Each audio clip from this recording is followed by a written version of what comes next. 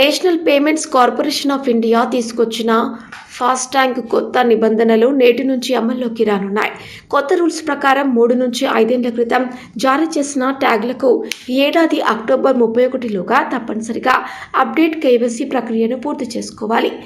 5 ఏళ్ల కంటే పాతవైన ఫాస్టాగ్లను మార్చుకోవాల్సి ఉంటుంది. యజమానులు తమ ఫాస్టాగ్లను రిజిస్ట్రేషన్ చాసిస్ నెంబర్లకు డెడ్లైన్లోగా లింక్ అయ్యేలా చూసుకోవాల్సి ఉంటుంది. ఈ ఫాస్టాగ్ కొత్త రూల్ అమలవుతున్నందున వాహనాల యజమానులకు అవగాహన కల్పించాలని స్థానికులు కోరుతున్నారు. ఈరోజు తమరి అధ్యక్షతన అత్యంత కీలకమైన ప్రకటన చేయాలని రాష్ట్ర ప్రభుత్వం భావిస్తున్నది.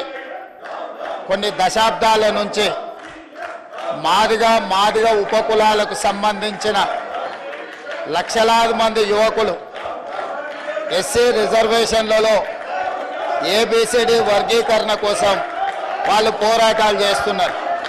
27 సంవత్సరాల నుంచి ఉమ్మడి రాష్ట్రంలో కానీ ప్రత్యేక తెలంగాణ రాష్ట్రంలో కానీ ఏబిసిడి వర్గీకరణ మీద మాదిగ ఉపకులాల యువకులు పోరాటాలు చేయడం జరిగింది.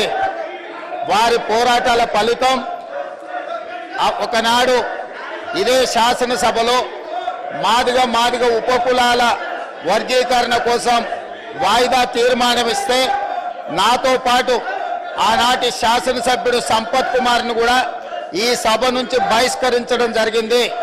గత ప్రభుత్వం ఏబిసిడి వర్గీకరణ మీద కేంద్రానికి ప్రధానమంత్రికి విజ్ఞప్తి చేయడానికి అఖిల పక్షాన్ని తీసుకెళ్తామని చెప్పి తీసుకుపోకుండా మాదిగ సోదరులను మోసం చేయడం జరిగింది.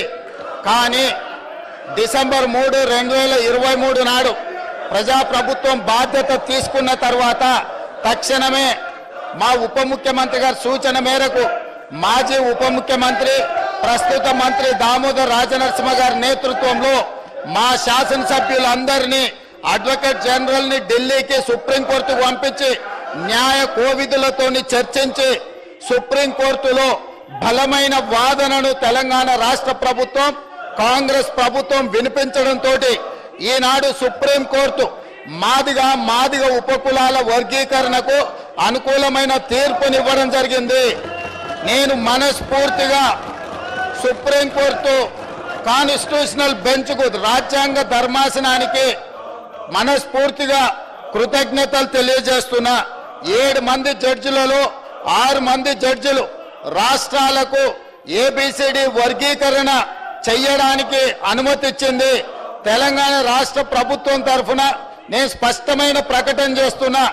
దేశంలోనే అందరికంటే ముందు బాగానే నిలబడి తెలంగాణ రాష్ట్ర ప్రభుత్వం ఏబిసిడి వర్గీకరణ అమలు చేసే బాధ్యత మా మిత్రులు మా మంత్రివర్గ సహచరులు మేమందరం తీసుకుంటాం.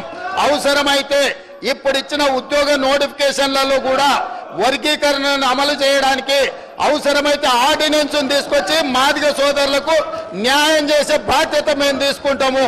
కాబట్టి ఈరోజు ఈ సభ అందరూ కూడా ఈ అంశం మీద ఏకాభిప్రాయానికి వచ్చి మాదిగ ఉపకులాల వర్గీకరణకు సంపూర్ణంగా సహకరించాల్సిందిగా రాష్ట్ర ప్రభుత్వం తరఫున నేను